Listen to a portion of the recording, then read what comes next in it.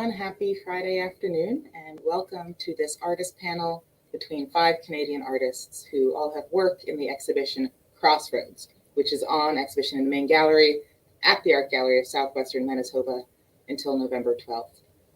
This is the last stop of the first tour that this annual juried exhibition has taken since it first opened in 2003. My name is Lucie Lederhendler. I'm the curator here at the AGSM, which is located in the city of Brandon on Treaty 2 territory, lands that are traditionally shared by the Anishinaabe, Cree, Oji-Cree, Dakota, and Dene peoples. It is also the homeland of the Métis Nation. The artists who are joining me today are from all over the land we call Canada, representing the territories of the Blackfoot Confederacy, Tsuut'ina First Nation, Bistoni Nakota, the Mississaugas of Credit First Uden, Haudenosaunee, Odawa, Neutral, Wolastakiak, and Mi'kmaq peoples. For all of you joining us online, please feel free to engage in the conversation via the comments section of whichever platform you're on, and we will be able to see those messages here. Now, in arbitrarily alphabetical order, I'd like to welcome the artists to join me up on screen. So we have Ana Buzzalino, Millie Cumming, Greta Hildebrand, McLean, and Rosemarie Péloquin. Here are 5 of the 43 fiber artists who are in the exhibition, and I will ask you all to introduce yourselves and tell us a little bit about yourself as an artist. Let's start with Ana. Hello, everybody. It's an honor to be here today with you to share a little bit about our work. I started sewing at a very early age, actually making clothes for my teddy bears by very basically cutting a slit in the middle of a rectangle and pulling it down their necks, and they were dressed. They had ponchos. If I pulled them a little bit further down, they had skirts. So a few years later, when I was in high school, I took a couple of years of an Italian design course to learn how to make clothing. So I started making my own clothes. And once I moved to Canada in the early 1980s, I walked by a quilt store, which I didn't know that's what it was. And I walked in to buy a blanket. And they told me that it wasn't for sale, but they would teach me how to make my own. That's how I got started. 37 plus years later, here I am, mixed media textile artist, using all kinds of different techniques to get my work to the stage where I want it to be. So that is me in a nutshell. That's great. And I we'll look at the work that's in the show later, but I invite the entire audience to keep these biographies in mind, because I think that where you come from as an artist really shows up in the art. Millie, I'll ask you to go next. Oh, you're on mute. Thank you, everybody. And Ana, that was a great way to start off. We've got some same things, the same, some different. I grew up in Southern Ontario, oldest of 8 kids. And so some of the things that relates to in terms of family and music and spirituality, the things I was growing up with. I also started cottaging in the area since age 5, and canoeing and photography and the canoe that I bought when I was 15 comes through a lot of my work, not the piece today. My great aunt taught me to sew on my treadle sewing machine when I was a kid. And so I did lots of clothing, did most of my clothing in high school, and my graduation, grade 12 graduation Empire Race dress and my wedding dress and all that kind of thing. I was then a family physician in northern BC in a small mission hospital, and then subsequently 19 years in palliative care at St. Paul's Hospital in Vancouver. What got me into quilting was I got married at 39 and had my first and only child at 41. So that's what got me into quilting. But I had a wonderful, I was fortunate to live where I did. I had fabulous teachers, including the Needle Arts Guild that brought people like Maggie Gray. I did some city and guilds. And so good mentors, and um, also the fact that right, I was a brand new quilter, but I started submitting to shows fairly quickly on, and also Fiber Arts Network or FAN. They were just starting that up, and they asked me to join when they opened, and I was again really exposed to many, many wonderful techniques and so on. So that's my story. Great, thank you. Link between motherhood and fiber arts, I think, is something really, really palpable in this exhibition. So thank you. Greta, why don't you go next? Yes, well, I take a little bit from Ana and Millie. It seems that we have similar roots. I was the oldest of 5 and grew up in New Zealand, and my mother depended on me to help out with the young ones. Of course, New Zealand has a climate that's quite cool in the winter, and so it was normal during the 60s and 70s, for kids to wear woolen garments. So I was always knitting, but I also like to spend a little bit of my own time going through my mother's old Woman's Weekly magazines and looking at the cute little toys and dolls' clothes that they published patterns for, and learned, how to read formally, that type of instruction. But then it also gave me the knowledge and experience to jump off at some point in my childhood to making my own designs. And so, I was a little mini fashion designer and loved to experiment with all kinds of things. It wasn't really until I think I got to art school, which I started when I was only 17 years old, that I had a formal background in fine arts. And so at that time, 3 years of art school, I melded both my fiber and textiles with oil paints and different sculptural mediums. So I was experimenting all over the place, and followed up after a year in Canada and back again to New Zealand to go to Teachers College. So I thought, well, the only way to earn a living is to become an art teacher. So that's what I did. I taught in high school, and returning back to Canada again, I did a little bit of work. My life has really led me in all different directions. I started another formal career at Brock University in the field of Canadian studies, which took me on a different journey, but it was more interdisciplinary. So I think a lot of that would eventually come back into my artwork, and got involved in another teaching program in Niagara, and then into arts administration. So finally in 2014, I decided it was time to retire and really focus on myself and my yearning to get back into my own form of expression. And that's what happened. I went back to, fine arts, painting, sculpting, but then start to bring back the fiber and textile arts.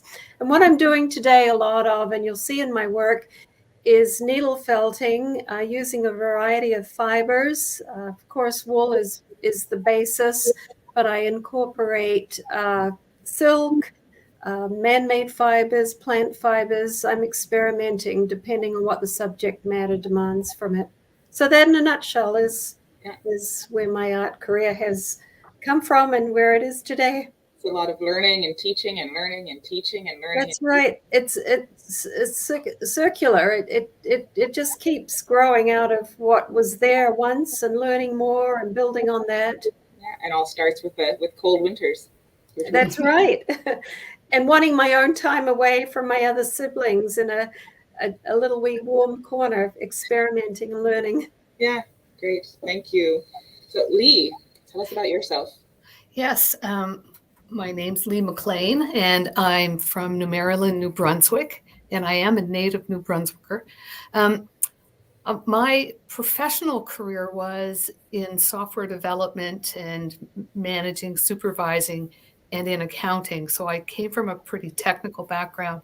My sewing skills were because I was one of those lucky people to have home ec in school. Mhm. And so sewing was familiar to me, but I only got brought back into doing something with sewing when my son was starting kindergarten, and my friends encouraged me to come to join them as a group of quilters. And it wasn't that we actually, my son always called it quilting, which meant that we got together and we talked about our projects and we had coffee and a treat, but it was a regular activity. We had that in common, and getting involved in quilting was one of those things that kind of started me on a trajectory about over 20 years ago of learning more about art and the art in quilting. It was really only about 6 or 7 years ago where I actually admitted to myself that I was so interested in designing my own work that I thought, well, I need to learn more, because I didn't have any art background, unlike Greta, who had all kinds of training. I actually had like almost like this much. And except for what I had gotten through workshops from the generous teachers in the quilting world, they really are quite generous with sharing their techniques and teaching you how to accomplish what they do. So I did enroll in a year-long masterclass with Elizabeth Barton that was online. It focused on design elements, which were things that I had a vague idea of, but I had never done any design in that way. And so when I finished that year-long class, I thought, I want to be able to actually critically assess the work that I do and have a language to describe what it is I wanted to accomplish. And I thought, I need to know more. So I actually took the leap and went back to school as a full-time student to the local New Brunswick College of Craft and Design. And I did the Foundation Visual Arts program, entering it in 2019, finishing it in spring 2020, that certificate program. And I just ate that up. It was everything that I really wanted. And I then went on and did their advanced studio practice program, which actually got me to say the words, I am an artist.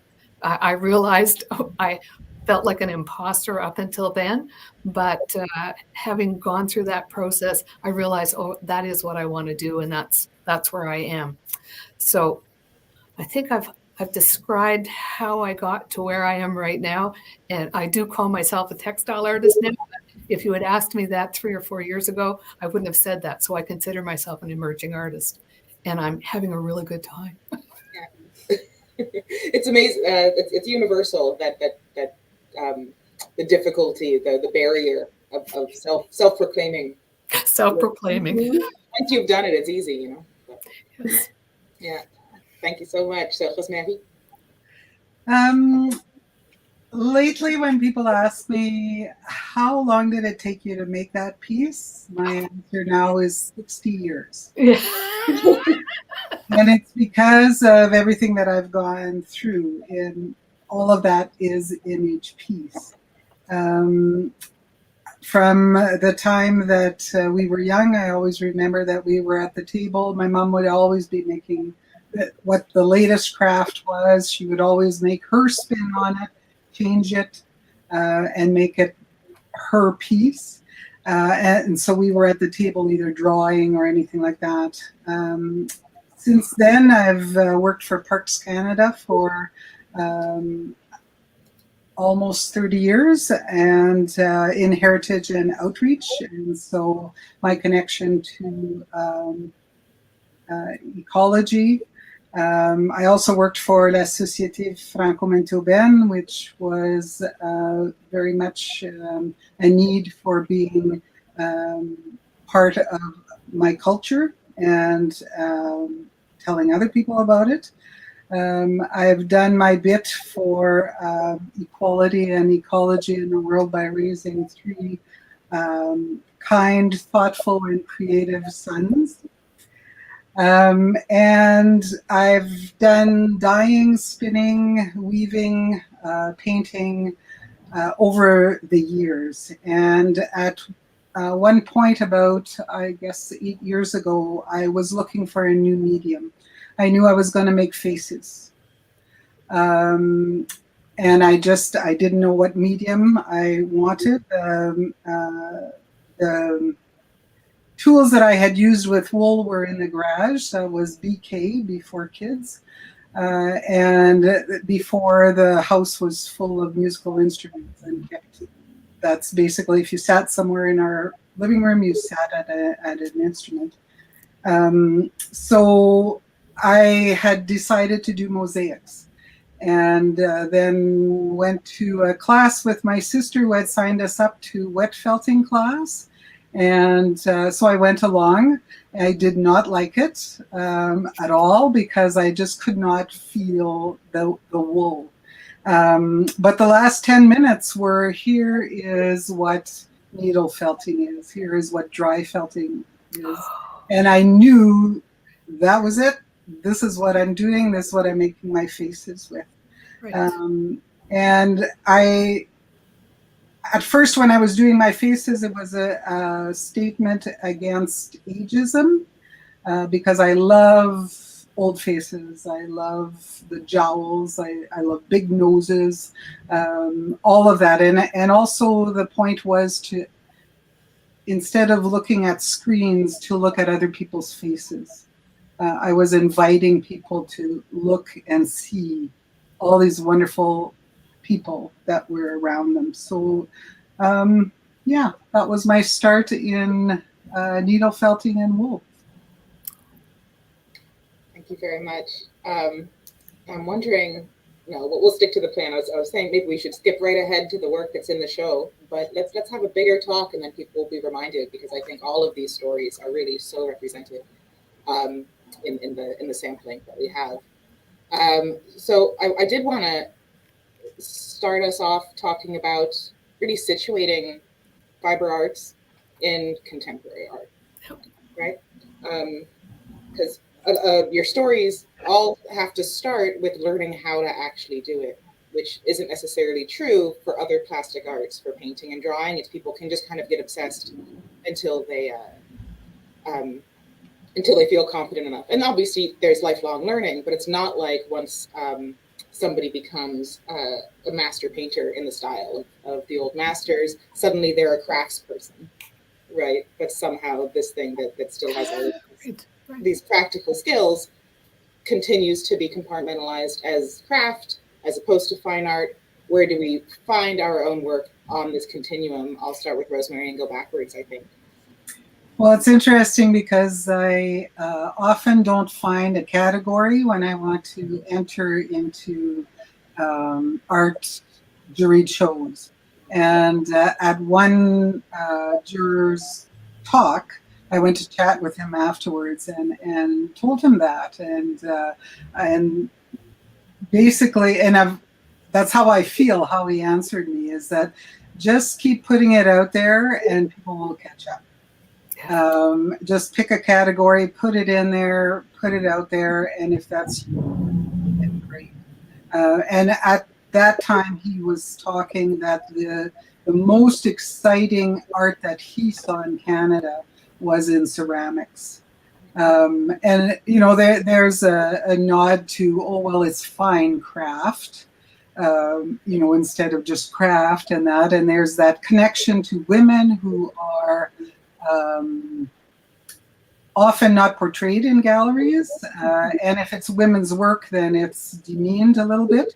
But I just find I take my cue from two male artists, actually, Albert and Joe Fafard, who basically did what they wanted to do in the medium that they wanted to do it, without a nod to what was happening out in the art world.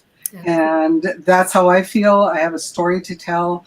I love this medium, and that's how I use it. So if I call it art, it's art. And they will catch up. Would anybody like to jump in after that? Yeah, Greta.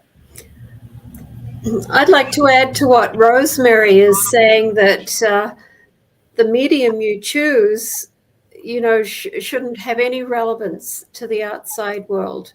It responds to your choice of subject matter and what's appropriate for you to be working with to express yourself.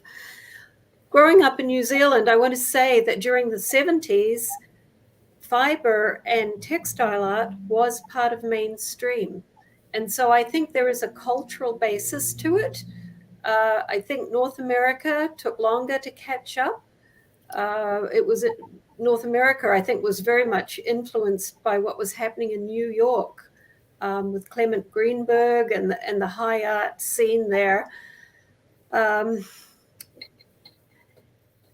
what was happening at the fringes in places in the South Pacific or perhaps even in Europe at the time, where an art museum was a place where art and craft were always one in the same.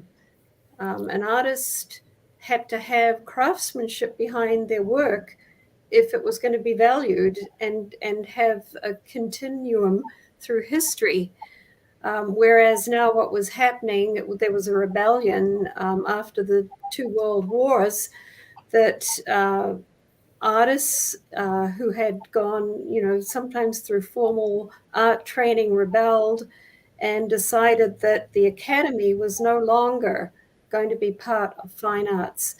And so they were experimenting in different ways, expressionism being one of those things, where now you could just throw paint at a canvas. You didn't have to have formal training.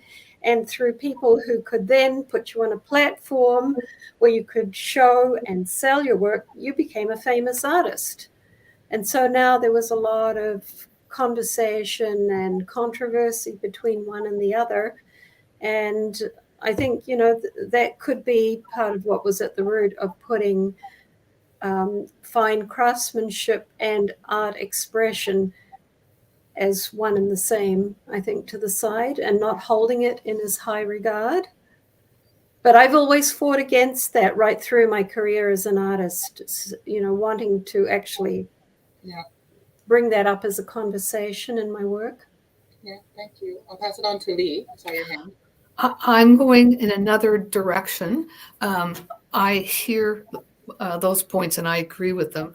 I know that very often our provincial organizations, if we come from a sewing environment and use fabric and thread, do often slot us in a craft environment.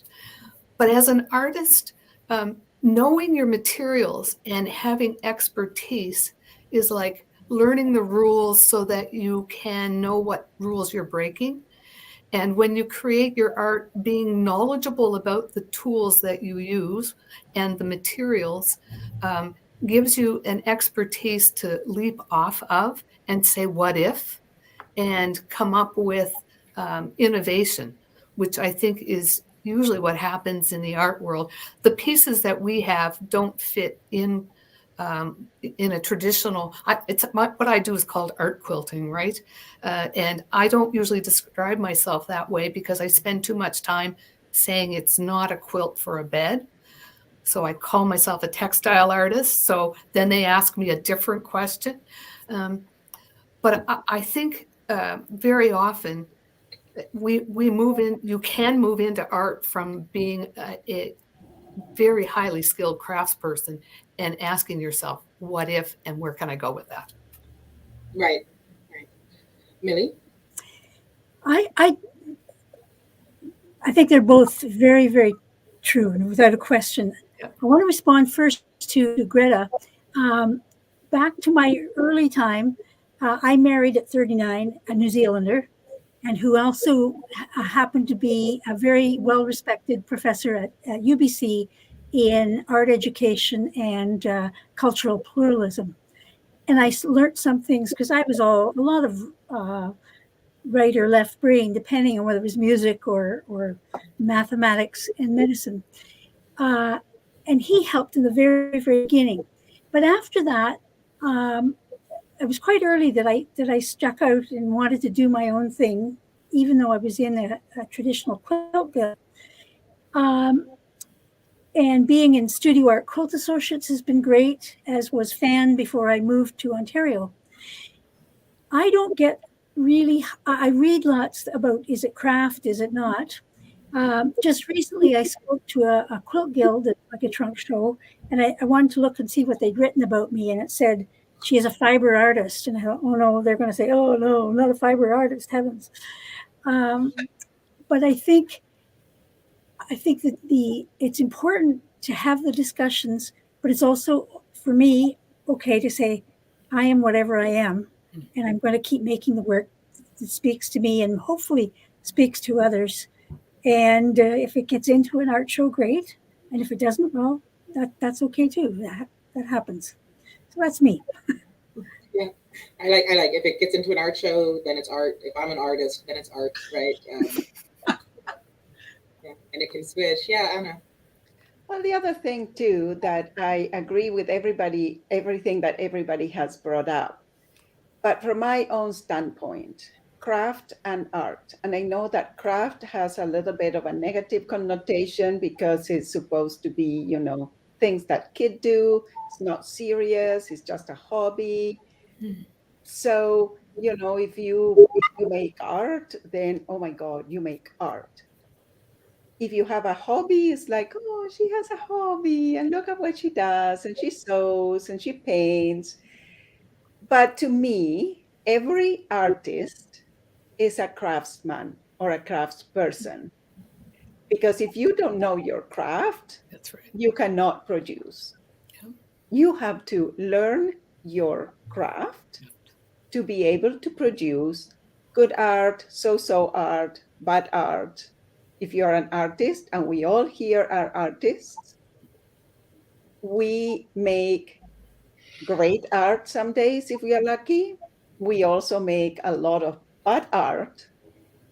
I know that I do, to get to the point where I can make good art.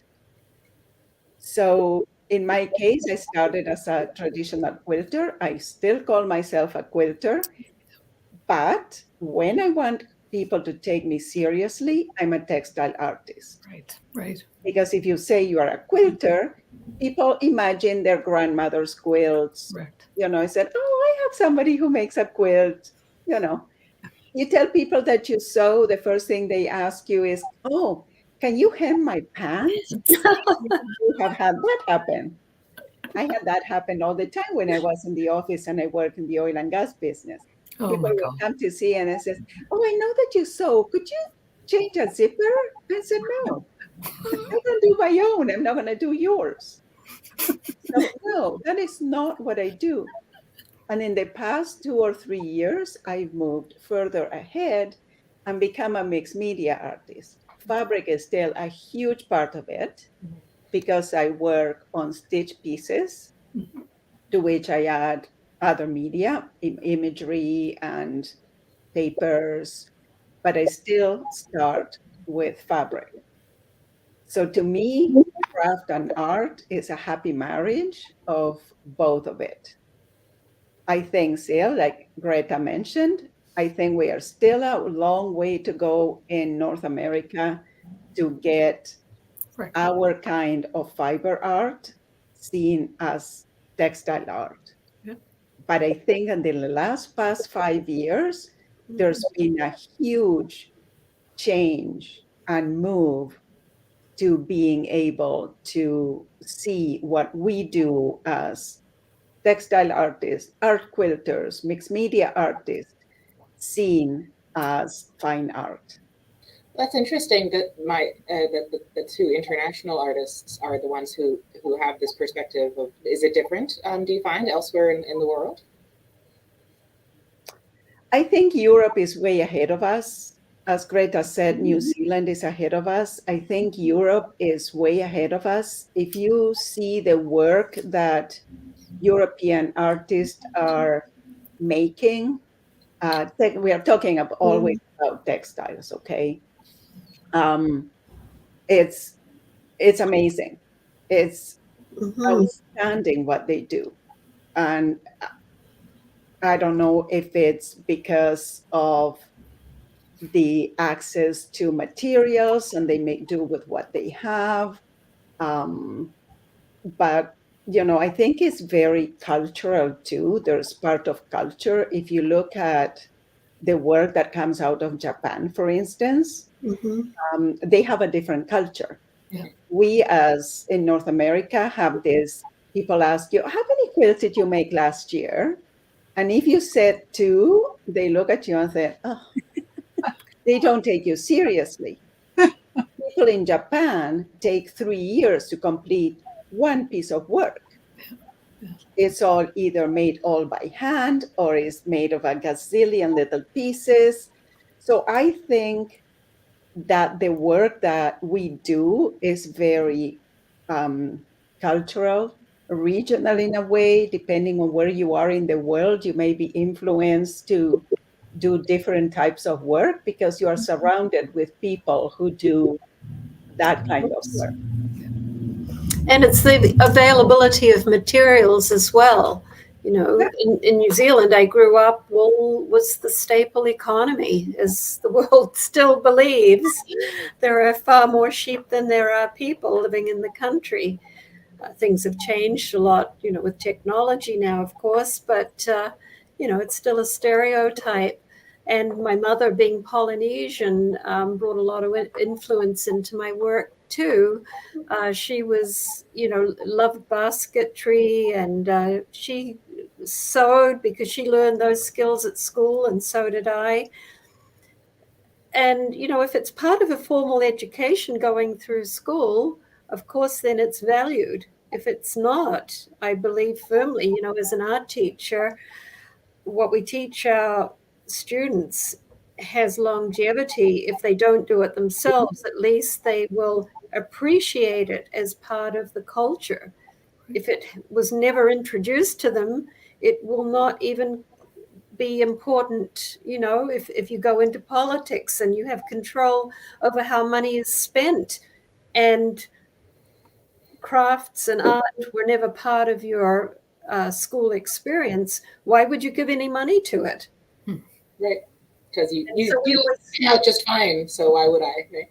Yeah. Rosemarie, you had your hand up? I think it's really important that we keep the ball rolling and that we keep putting fiber and textile art out there and into galleries and out in the public in different methods.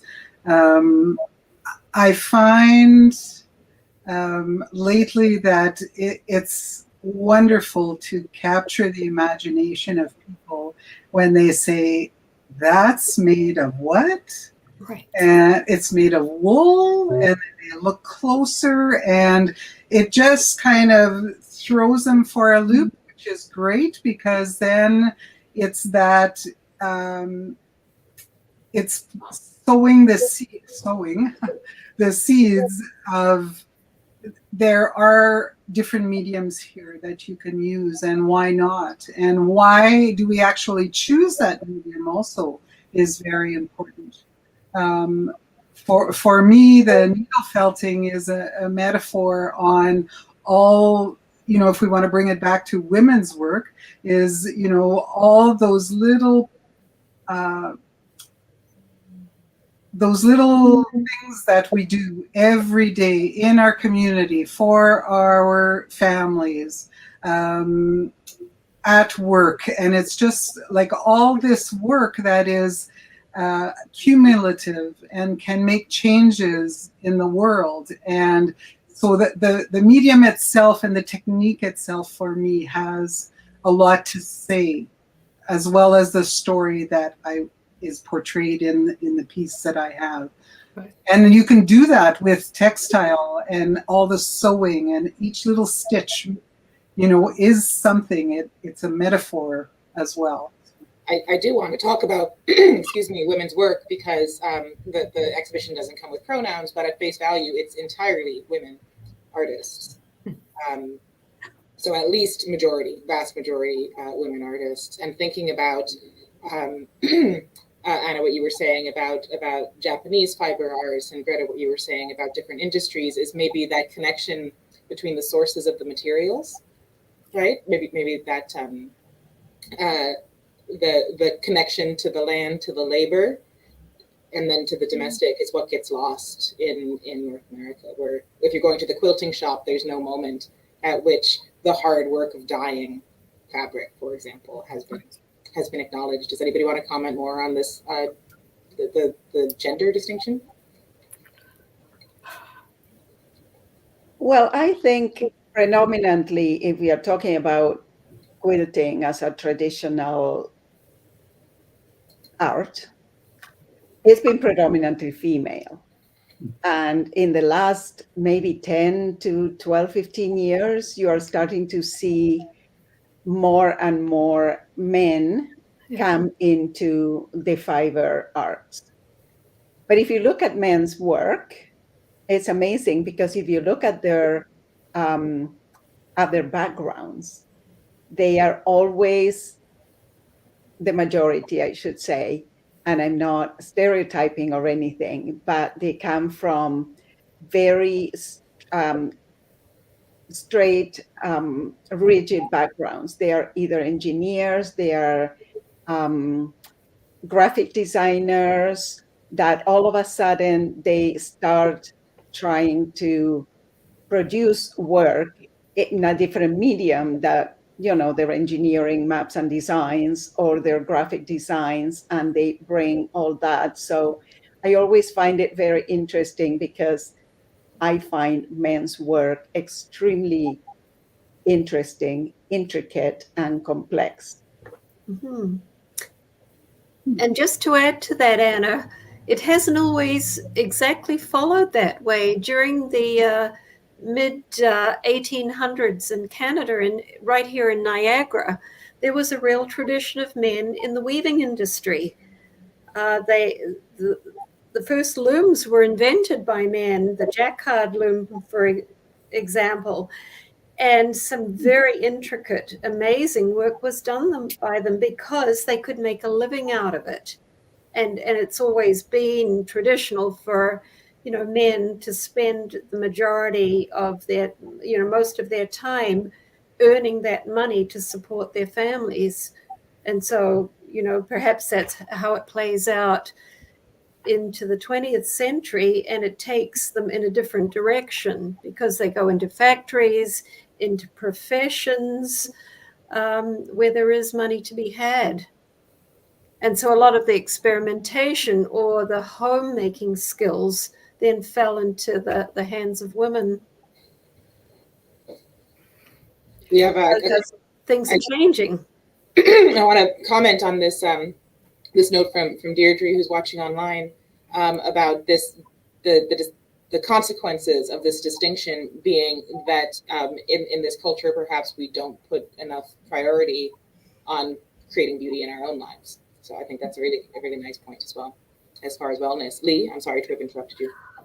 I know that you want to also have us talk about the work, so I'll try not to take too much time. But in my observation through school and the studies and papers that I've written, and watching the attention that quilting especially has gotten for men who are involved in quilting, always strikes me as not proportionate to the people who are involved in the art and the craft. And part of me, I'm really happy for them, for the attention that they're getting and for the great work that is being done. But part of me also looks at it and says, wait a minute, there have been a lot of really, really competent, exciting women doing work for a long time who didn't get that attention. So I just say that out loud and I'll stop there. Yeah.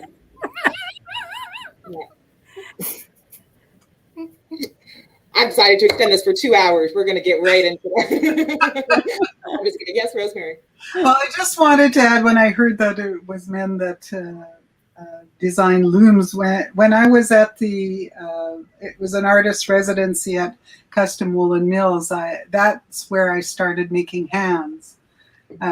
And to me, it was that all these people who are working in the mill, and there was this pile of rusting metal that were pieces of these over 100-year-old machinery that had broken and, you know, had piled up, and the owner that was her stash for future art.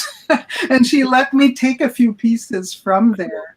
And I made some pieces with the wool and the metal together as an homage to the people who were working in this mill, came from the local area. And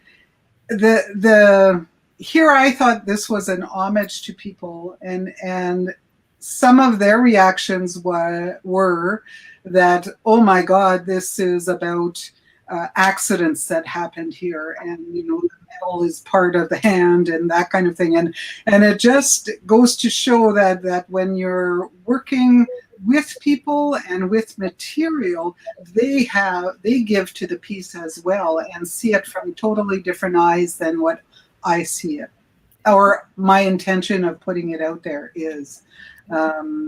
Yeah, just Cool. Cool. That actually quite reminds me of you're sharing the main gallery right now with the Manitoba artist Kathy Lewandowski, who is working on a series. Her husband is in construction, and she was taking these detailed photos of all of these things that the workers at the yard, I don't remember, it's not my field, but at the yard, they could not understand why she was taking stacks of pipes and everything. And also, I think that a good way to be confident that you're an artist is a measure of how much garbage you have stored safely in your house. Yeah. And the stuff that catches your attention and you stop to take a picture of, and people look at you and say, why are you taking a picture of this? And you see that, look at the lines and the texture and the stuff, and they look at you and say, uh-huh. Uh-huh. That's when you know you're an artist. People roll their eyes. The weirder people think you are, the closer. Yeah. So yes, let's go and look at some of the art. I will put up, and we'll start with Millie's piece here. Okay, the theme was Crossroads, as we know, and this was the biggest crossroads in my life, and so I thought to write it, to make a piece about it. And Crossroads was very, very, it wasn't just metaphorical, it was life and death for me. And so I set out to make this piece that really reminded me of what it was like to be in that hospital bed. I am going to read I have a huge work. I make a big book about each quilt I make, and I have lots of things in it. So in this journal that I actually have the surgical report. It was the first of 3 operations, and it says she was very pale, almost greenish. She was toxic and rather incoherent. The most striking feature was the extreme deterioration of her general condition. And so I'm going to read the artist statement because it'll make a lot more sense. It was 1984. I was on the cusp of living or not living. I was in intensive care, and I could see the graphs and numbers on the monitors. Working in healthcare, I should have been terrified. But there was that bright, white, warm light that surrounded me. I felt loved and totally cared for. There was nothing to fear. All was well. Now in this pandemic, I think of those in intensive care also on the cusp. I wish for them that light and warmth and hope that regardless of the outcome, that they too will feel that love. And it was hard to make because I really wanted to be somewhat stark, and I certainly was very aware of all the pictures we were looking at in the pandemic, those people dying in the ICU and just awful kinds of things. And so I worked away with background. The whole artist statement is written by handwritten in the background. Oh. I used upholstery fabrics, secondhand, thrift store kinds of things for the monitors. I wanted them, didn't care what the monitors said, just that they sort of read as monitors. I used a secondhand fleece blanket, and there's actually a secondhand, it didn't have the right hospital on it, but it had a hospital. And I photographed myself lying to various positions. So that's myself, and I look about as gray and awful as I did probably then, and just put on a regular mask that we saw lots of, particularly that first year of the pandemic. And so it's a very personal piece. I don't always make pieces like this, but I wanted to convey that all was well. And I struggled with how to make it sort of more warm and feeling love and care. And so I played with various things, but in the end, I put some patches of Angelina fibers over top so that when the gallery lights would hit it, it would, from different areas, you'd see that light shining. And I think that is about all I need to say about it. Yeah, well, thank you for adding that last, but you can see it a little bit up in the yellow. That there's some shine to it, but it's almost like covered in gossamer. It's almost covered in a glittering film as well. I thought about Shiva sticks. Iridescent Shiva sticks was one that I played around with a bit, and a veil of silk kind of thing over top. But in the end, that's what I did, and just scattered it here and there. Yeah. And it's about 4 by 4, right? So the surgical mask is life size, right? It's life size, and that's life size too. Right. And that's head sized. Yeah. Head size. Great. Okay. Thank you so much. I forget who's next. There we go. Greta. This looks like, now I don't remember the exact title, but I see it's Corona Premonition because it goes back to 2020. And I know that this is the theme that seemed to be prevalent, at least amongst the people I know in the panel here, that the pandemic really did influence our work at that time. It wasn't really on my mind the day I took the photograph that inspired the work. It was May the 13th, 2020, and I was traveling down the escarpment in Niagara. I'm a business partner with the Jordan Art Gallery, and I was heading off to work that morning, and I was just struck. I had to stop, and I took out my cell phone, took a photograph, and I knew it was just so strong. It was going to do something eventually. I shared it with a few people who said, well, yeah, why don't you do something with it? But it took several months before that actually happened. This is looking down the escarpment across Lake Ontario. You see the Toronto skyline with the old Sky Dome or Rogers Centre, the CN Tower. But it was really the sky that caught me. And the way it just looked like a corona, which is really a crown. That's what it means.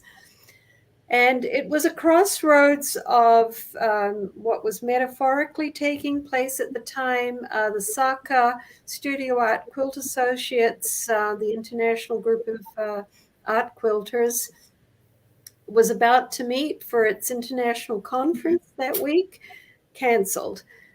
This was the last shift that the Jordan Art Gallery would be able to offer its facility to the public. So that was the 13th of March.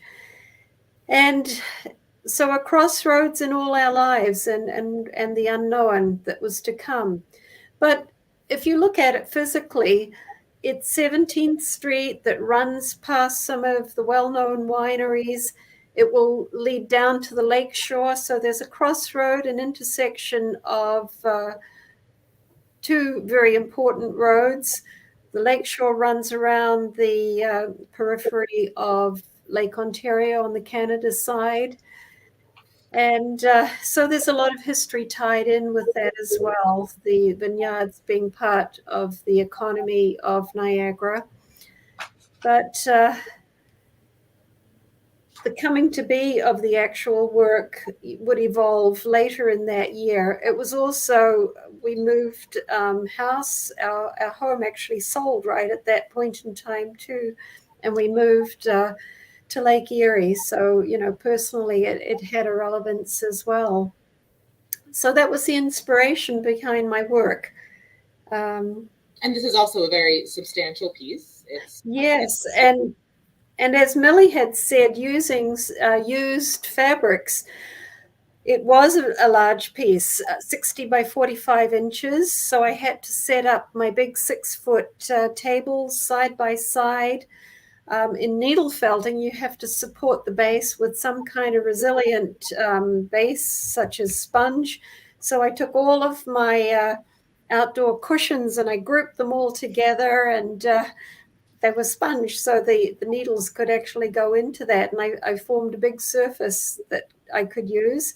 So it was a little bit of, creative innovation to pull it all together. So I'm also using an old fabric throw. It was something that I had picked up at IKEA that had pilled. And I thought, well, you know what, I'm just going to use something that I have. And it worked out perfectly. It was just the right size. So that's what I worked with as a base.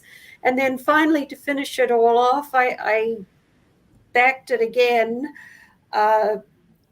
This has a quilt batting of merino wool, commercial batting behind it to start with. But on top of that, I also sewed in an old bed protector that had a little bit of a quilted property to it.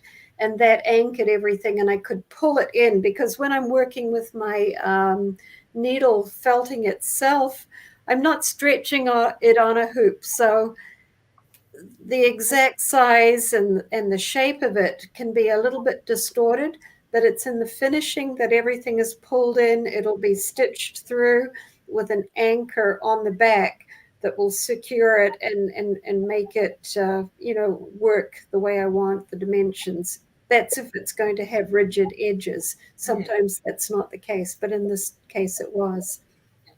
I think it's really, in the cloud texture is a really wonderful use of this medium, which is something that we were talking about with all of your expansive learning, using the needle felting to create things that they feel as though they're frozen in time, because they are literally wisps, right? Yeah, so it is, it captures history, not only in the past, but in the present, and it looks to the future as well. So it becomes a contemporary work of art in that regard, that we're kind of bringing all perspectives into play. And the theme of Crossroads, that was actually not even relevant at the time, because I saw the call for entry come in later. And I thought, well, this one seems to fit the bill. There's also a crossroads on the left. If you look a little bit from the bottom left, there's just a farm road that goes into the vineyard there on the left that would be used by the owner himself, herself. Quite literal. Okay, thank you so much. Now, I think this is probably the most narrative, the most outrightly narrative work in the show, even. Ana, would you like to tell us about this work? So that piece is mine. It's called The Woman Who Is Alone and Waits. And the story behind it is because it took me a while to get it finished. It's a piece that I started. I had this idea from an editorial in a magazine and a newspaper. I was born in Argentina and I grew up in Buenos Aires. And the English newspaper was the Buenos Aires Herald. And every so often when I was a teenager, I would buy the newspaper and read it so I could improve my English. So one editorial one year, it caught my attention. The newspaper was both English and Spanish. So some articles were in English, some articles were in Spanish.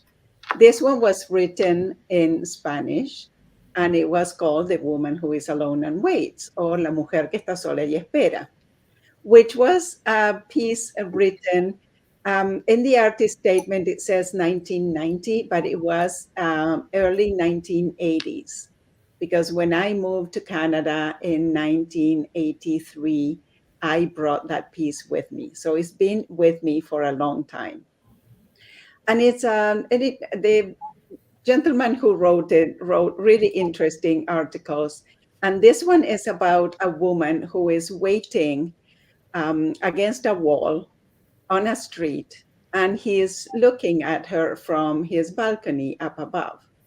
And there is a man who comes and walks by, keeps walking a little bit, and then turns around, walks back across and looks at her and smiles, obviously waiting for a response. And this woman is not doing anything. All of a sudden, she sees somebody coming down the street, gives them a big smile, and throws herself into his arms, much to the surprise of the gentleman who receives that hug.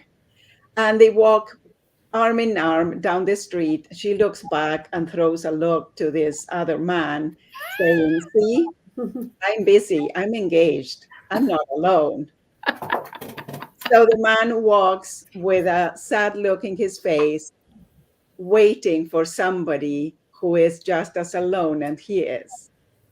So I always loved that piece of writing. So if you look at the piece closely, the bottom part of the piece, that rusted piece, is all free motion quilted with the text in the article as it was written in the newspaper article over and over and over and over again.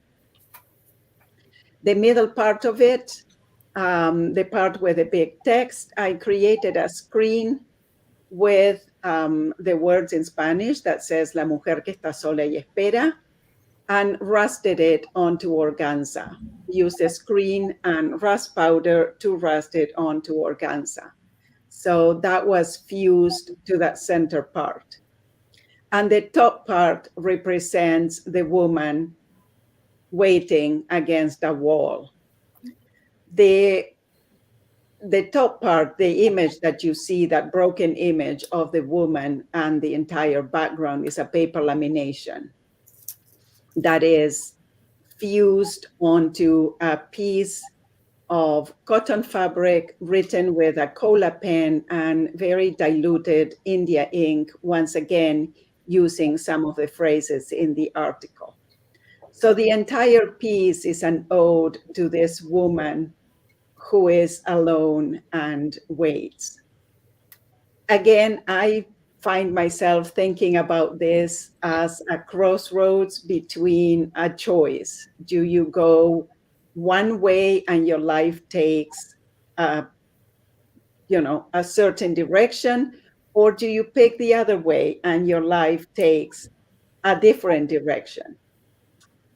I think about that a lot because for me, myself, I got married very young and left Argentina and everything that I knew and held dear to move to Canada and a new country and a new life with a new husband, whom I hadn't seen for about 10 months. So that for me was a crossroads. And this piece brought to mind all the tears of that first year here in Canada, of missing my parents, of wondering what would have happened if I had chosen a different path and stayed home. Where would my life be today? And I think about that every so often because, I think we all do. What would have happened if we would have taken a different path in life instead of the one that we took? I'm very happy with my life. I'm very pleased that I took the road that brought me here. I am who I am because of everything that came before me, of that path that I chose to take, difficult as it may have been. So a little bit of everything that of what I just told you was dumped and left on this piece, not for everybody to know about or think about it when they look at the piece and read at the artist statement, but it's there for me to remember where I come from and what Crossroads came into my life and the path that I took. I also think so much about that future that poor man was imagining, unsupported, with no reason. Imagining the future can be as much of a crossroads as living it, right? Yes, I agree. So much. I will go to Lee now, who I remember from your introduction. You talked about the first training that you got in this art form was composition, and this is a graphically the graphic composition of this piece is really paramount. And I believe that I was lucky because I timed taking the foundation visual arts at a time when I knew I wanted to create this series of pieces. I had something to express. It was about aging. The first piece I did was about feeling like we're getting more invisible as we age. It's like we're not seen as much. And I had created a mind map of where else I might go with this series. And disposable was one of the words that I had come up with. And bang, the lockdown happened. And people were resisting wearing masks. We didn't know how the transmission was happening exactly, how to stay safe. And this piece really bubbled out of me quite quickly when I realized I was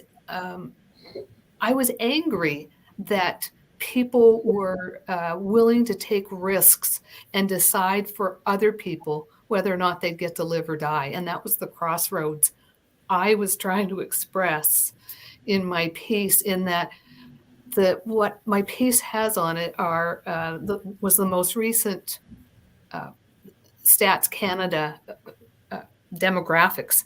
And I had taken it and put it in a chart so that I could actually use it in this piece.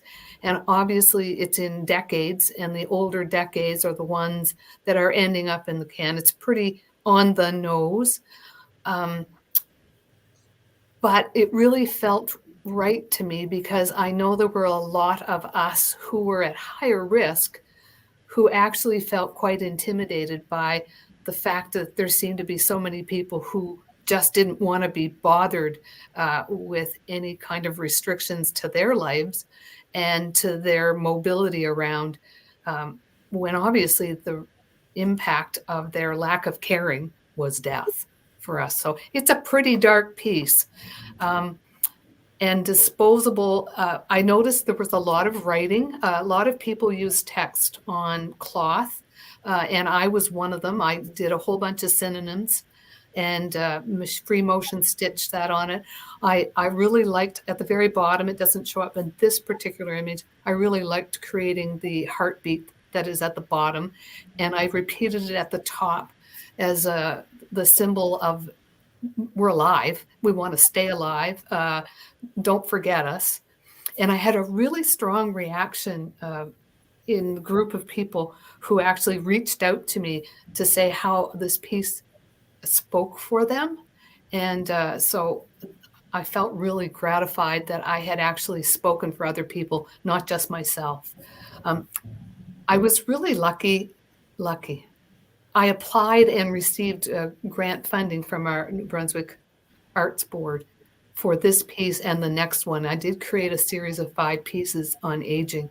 And this is one of those pieces, and getting into the Grand National and being part of this wonderful exhibit across the country is part of what has supported me in believing that I actually am an artist. Thank you very much. And my pieces have continued. So I think you can pretty well tell the methods here that's sewn. The chart is fused on. I printed it on a fabric so that I could use it. And that's it. I don't think I have anything else I can add to that. That's great. Thank you very much. And so last but certainly not least, and on the same theme of ageism that's pervasive in our society, Rosemarie, would you take over? Well, ageism and the pandemic Yeah, my stomach is churning listening to a lot of these reactions and choices also of, where we decide to go in life. My two-dimensional pieces are on reclaimed fabric, reclaimed wool. They're often on pieces that are from people that I actually know. So there's that extra connection there. This one is called Time to Rethink Our Care Homes. And during the pandemic and our isolation, there was that daily heart-wrenching situations in old folks' homes, and image after image of people looking out of windows and not being in control. And this one I find is, the separation between the older person and two generations who are outside. And she's also separated from nature. She's in a box. It could be also like a computer screen where there's all these layers of being away from others and not touching. We're just separated, and I find that I was hoping that we would not. Sure, we're all tired of masks. We're all tired of the isolation. We're all tired of, not being normal. And I was hoping that we would not lose our outrage, and that we would do something to fix the, in French is les lacunes, the things that are wrong, that we're not doing right.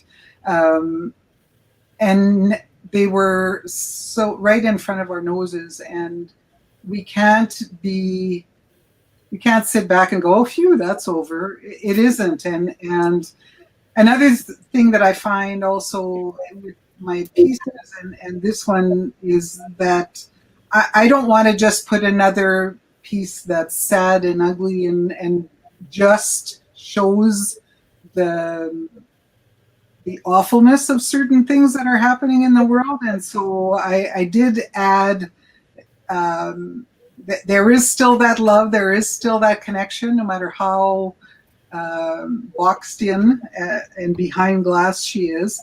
But I did add a little note for people with the piece that says, what is one thing that we are doing each day to facilitate the change, to move forward, so that people can be reminded that we can, it's in our hands, we can do something.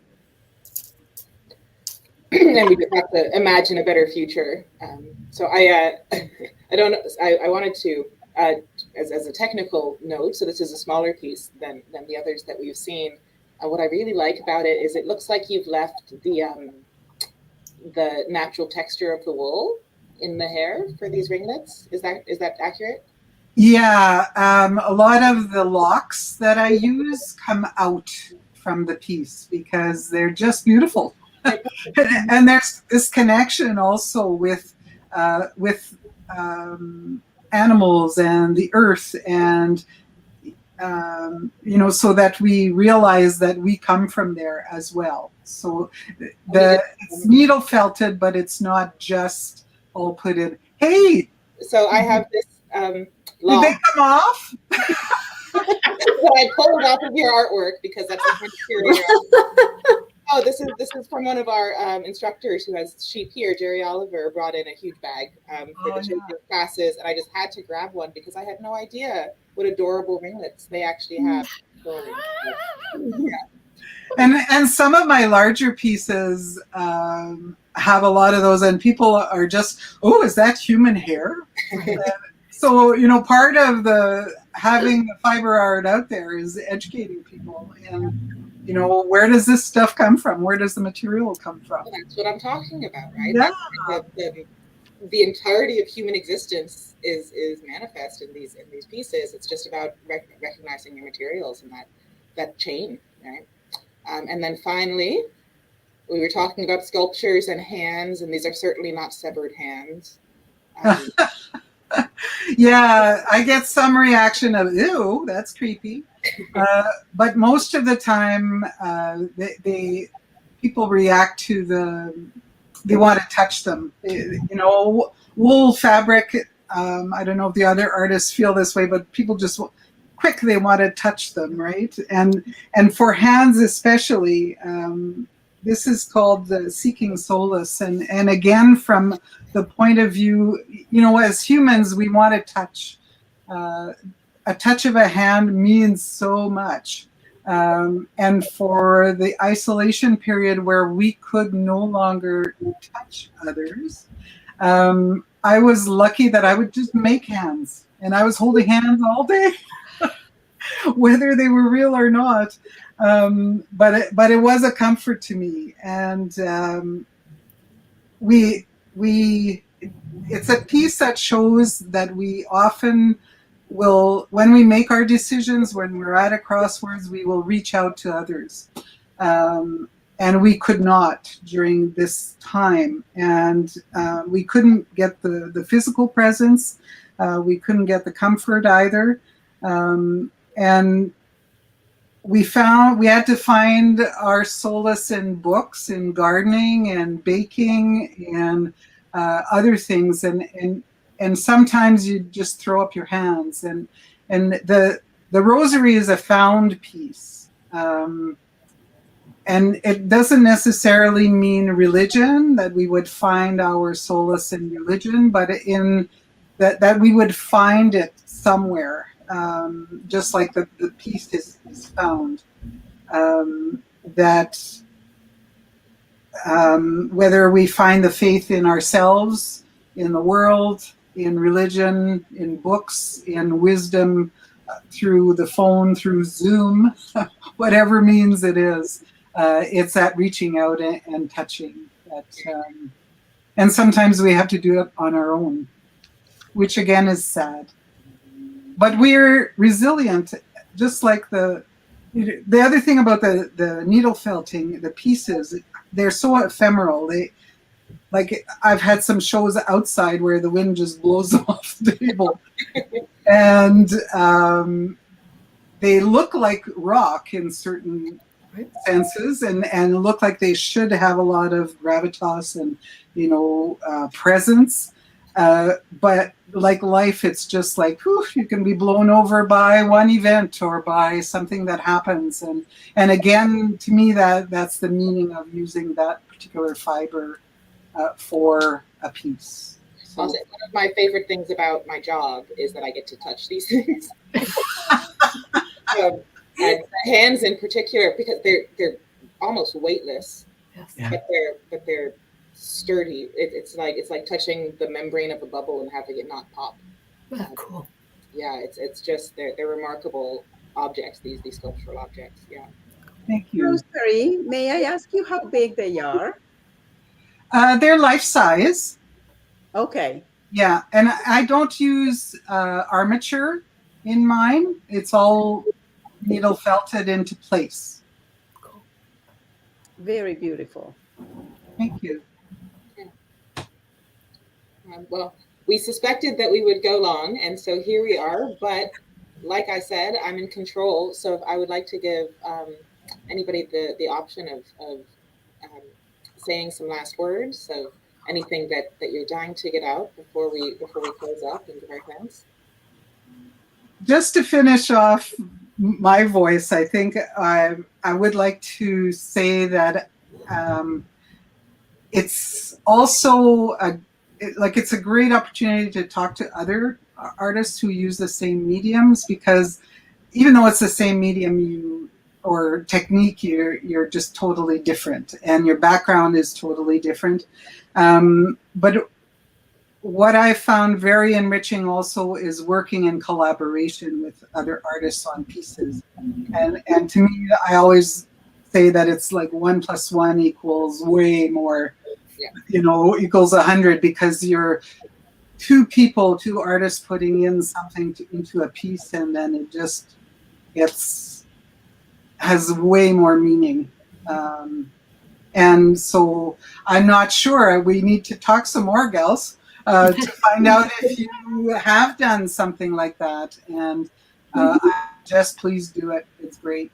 Yeah, well, you're seconded by Ingrid here, who's watching online, who's inspired by the art, but also the thoughtfulness.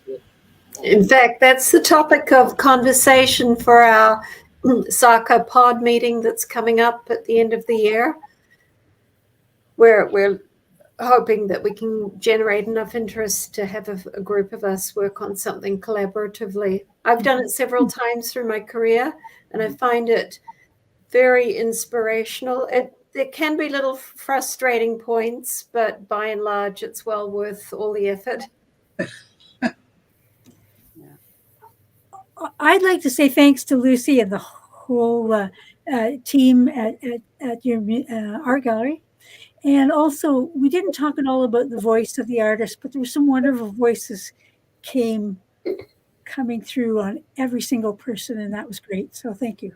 I agree. Really. All the artists, especially you guys and those who aren't here today, but you can order the catalog through our gift shop or through the Grand National, and it has all of the artwork that's in there, plus the captions that we got today. Sorry, backwards. So all of that description that Ana gave us is here as well, with the dimensions, the low price of $10. You get to see really what a huge project this is. I also want to give a shout out to Carol Seeley, who coordinated the exhibition. And seeing them, please go to the AGSM, because seeing fiber art in person, that's so true, is amazing. It is totally different. Yes. Yeah, I mean, yes. Right on the screen, whatever screen you're using, you saw human hands the same size as Greta's 6 foot piece. It's really very different. It's so material too, right? You need to be in present. I just want to close with this, really apt comment from somebody watching on Facebook about the different number of crossroads that you chose to illustrate in space, in time, in society, in history, right? This user has come twice now to the AGSM. So there you go. Testament to what Rosemarie said as well. I will say we have 5 other artists who are going to join us, same channel, same time next Friday. So you'll get 5 more perspectives, tours. Follow AGSM on all the social medias in order to see a little bit more behind the scenes. And yes, we will add the catalog link to the bottom, to the comment section, wherever you're joining us from. And yes, and this will be recorded, and you can share this video with your friends, with your family, through our Facebook or YouTube channels. Thank you all so much, Greta, Millie, Lee, Ana, Rosemarie. It was such a pleasure to have this conversation with you. Thanks for sticking it out for an extra 20 minutes, and I hope that you have a wonderful weekend. Thank you, Lucie. Thank you, Lucie, to be with you all. It's a pleasure. Bye. Lovely.